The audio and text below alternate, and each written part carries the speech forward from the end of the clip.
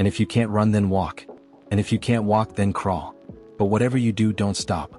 It's only been an hour since everyone on Earth, as far as I could tell, heard those same words.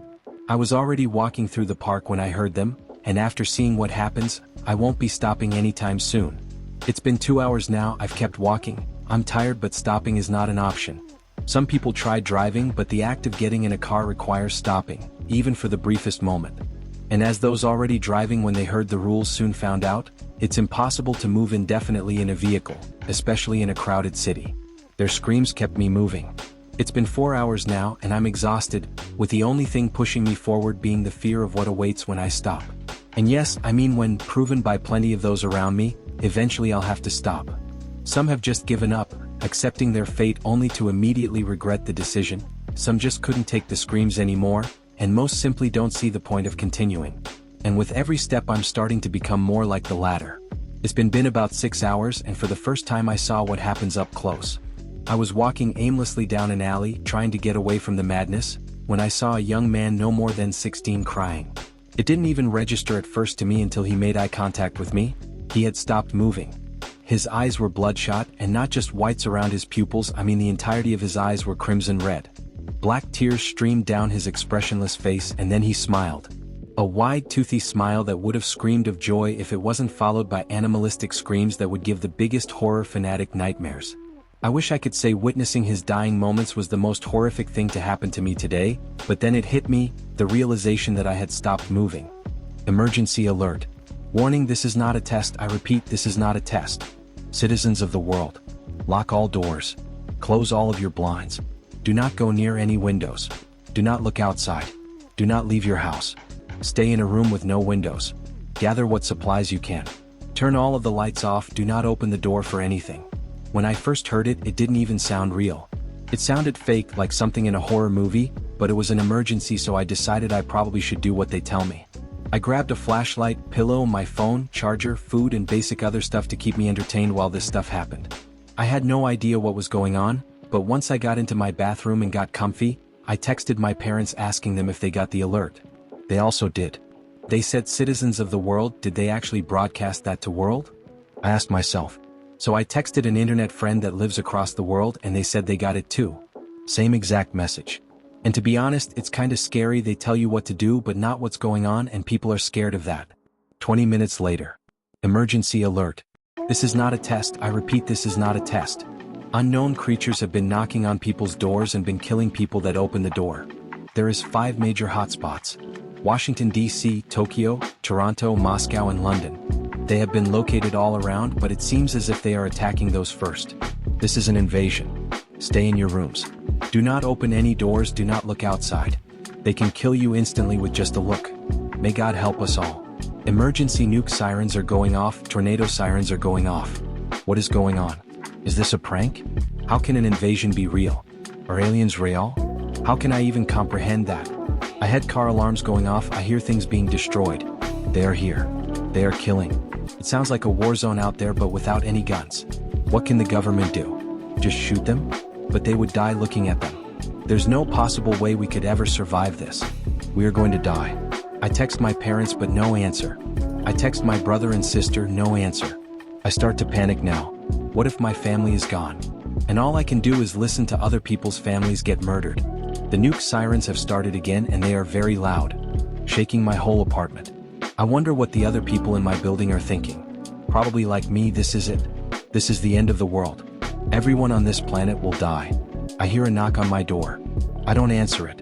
I hear someone screaming for me to open it. I mean, it sounded human. Should I open it? No, that would be stupid. Emergency alert.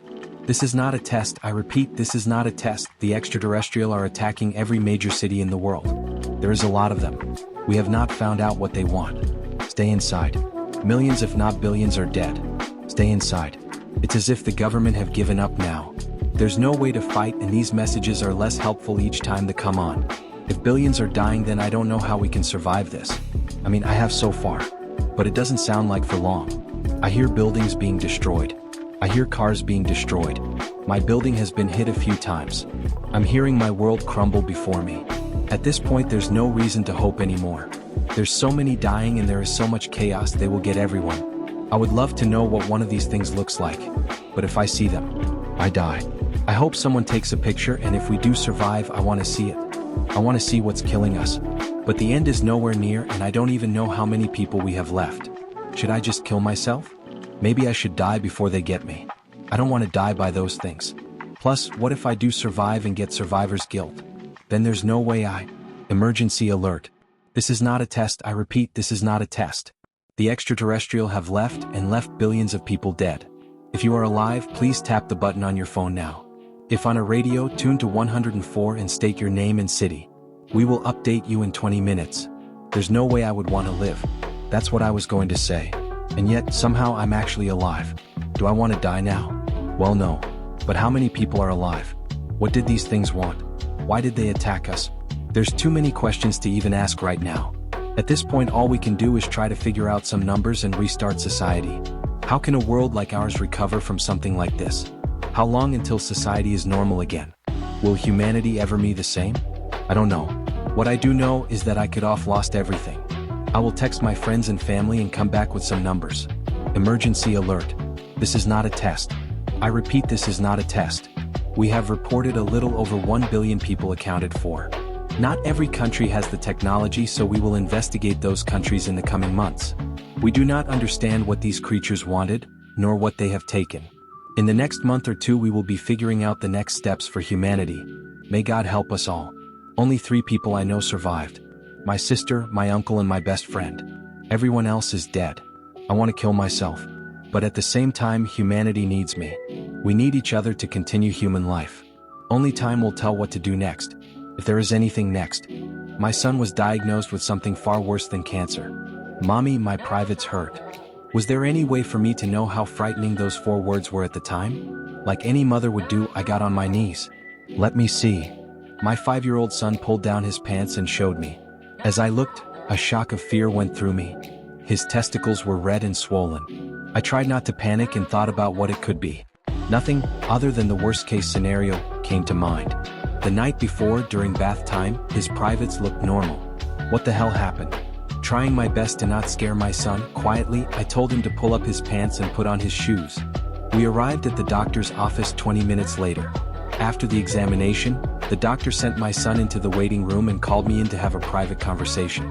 Private conversation, no pun intended. Is it bad? I asked. The doctor gave me a look that I had scarcely ever seen. As if what I just asked was the biggest understatement of all time. Is it cancer? Please sit down, he said. I haven't seen anything like this during my time as a doctor, that's for sure. I've already had a colleague of mine on the phone. We're gonna need an ultrasound. Tears welled up in my eyes. Tell me he's going to be okay.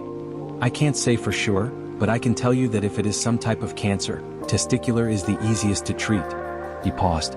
You said he's 5 years old? I nodded and said, I don't understand how his. You know, he hasn't reached puberty yet, so this can't be normal for a boy his age. Can it? Before we jump to any conclusions, the doctor said, we need to see the ultrasound. Before paying for the visit, the doctor handed me a note with the date and location of the hospital where the ultrasound would be done. He also advised that I set an ice pack over my son's groin every 2 hours in case the irritation got worse. First thing the next morning, I drove to the address on the note and met with a man named Dr. Jasper Harris. Hello, he said to me, and then he looked down at my son. He kneeled to his level. Hello, what's your name? My son answered. The small talk was making me nervous. All I wanted was to get the procedure done and over with. The faster this would get done, the faster my baby would get back to normal. Dr. Harris led us both into a room and gave my son a hospital gown. I sat in the waiting room with a book while my son was scanned. Though I was looking at the pages, I wasn't reading. My mind was elsewhere, on my son. Later, Dr. Harris came into the waiting room with a dour look on his face. Come with me, he said. He brought me into a room full of medical computers. Please take a seat. He pulled up a chair next to a large screen. He then showed me the x-rays. Oh my God, I said and covered my mouth.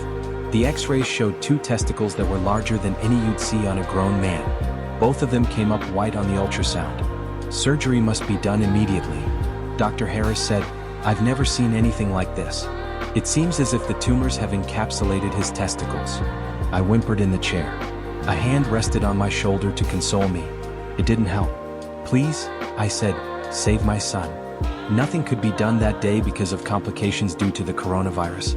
I was lucky enough to even have gotten an appointment for the ultrasound that day, so I counted my blessings and stayed patient.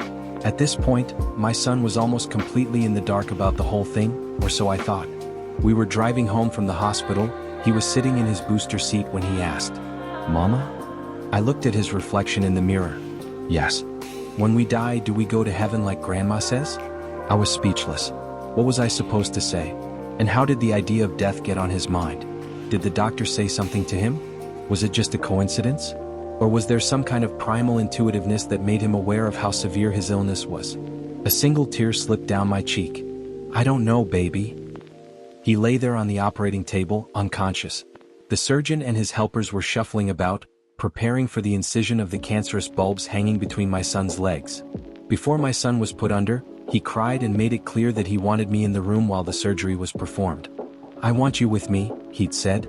To me it sounded as if he hadn't finished the sentence, as if he was trying to say, "I want you with me in case I die." I stood in the corner of the cold operation room wearing a medical apron, rubber gloves, face mask, and a pair of goggles. I was looking at my feet, waiting for the inevitable. Would he be a freak to his peers? An outcast to society?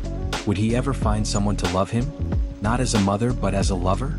These strange, unwanted thoughts floated in my mind like a rocket on a predetermined trajectory through the star systems of the cosmos. They told me not to watch if I didn't want to. I wasn't, but once I heard the scalpel cut through flesh, there was this sound. A wriggling sound.